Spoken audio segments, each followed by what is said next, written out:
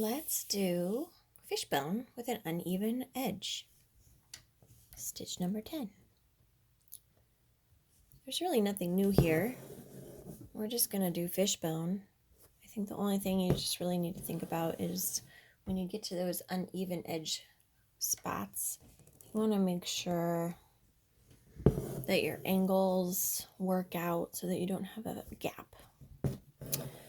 So you'll see what I mean when we get down there. So I'm coming up on the guideline. I'm crossing over the opposite side, working my way down the guideline.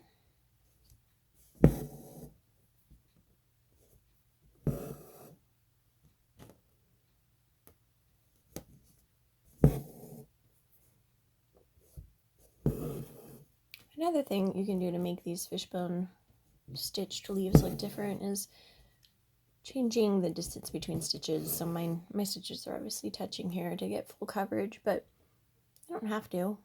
That will give a different look to your leaves.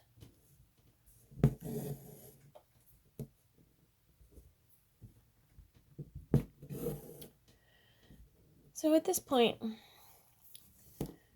just pulling my floss around. If I did that long stitch now, it'd be too early.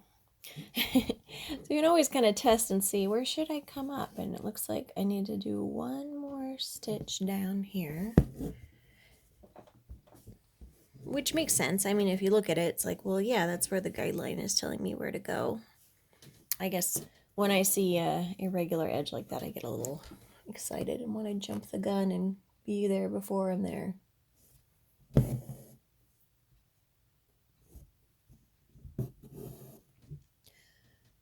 All right, so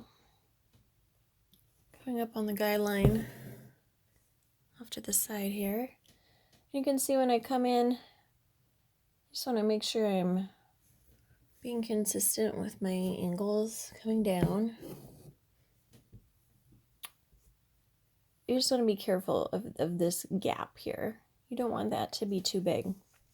So if you make your stitch and you can kind of see a gap there, it might be worth taking out your stitch and trying again, making it a little bit closer.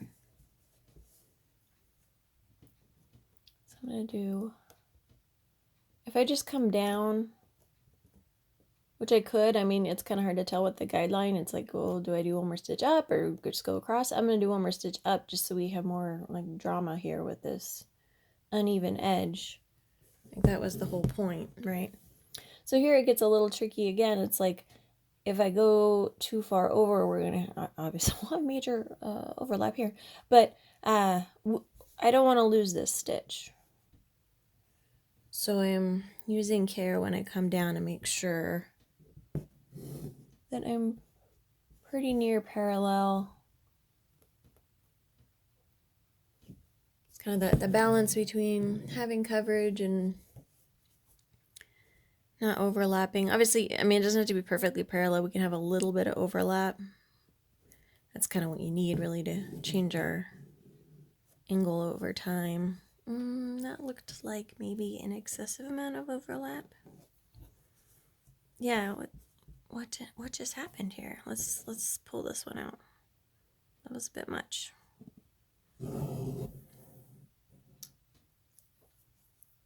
I just licked and I'm gonna snip to make it easier to re-needle.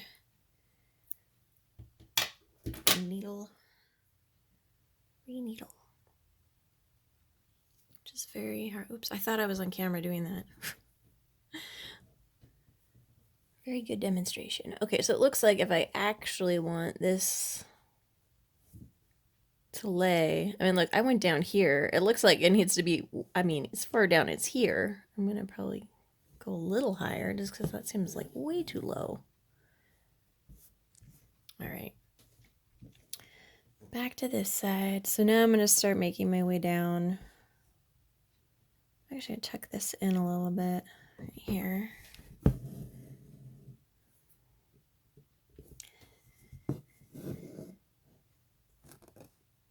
That had some overlap. What was that about?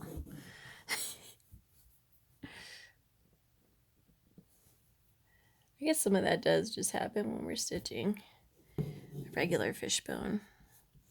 I feel like you have to just be more conscious of it when you have these uneven edges. Uneven edges.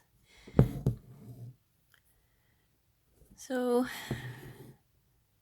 and pretty much at this point, the space that I'm crossing has reached the bottom of my shape. So basically what happens here is that these just kind of turn into satin stitches.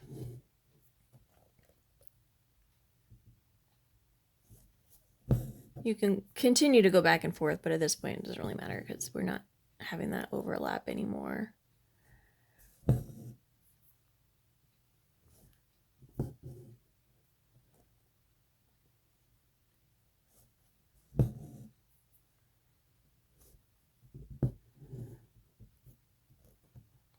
Put one here, curve it out a little bit. Oh, I'm very, very low on floss.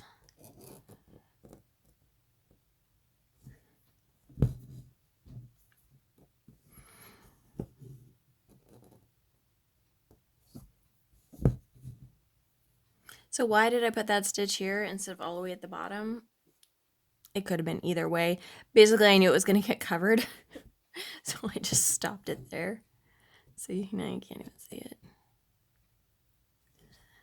So it's more like a fishbone on the top, angled satin on the bottom.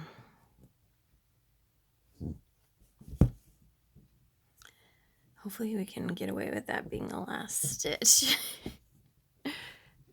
Some meter thread jig in there. Looks good. I believe it.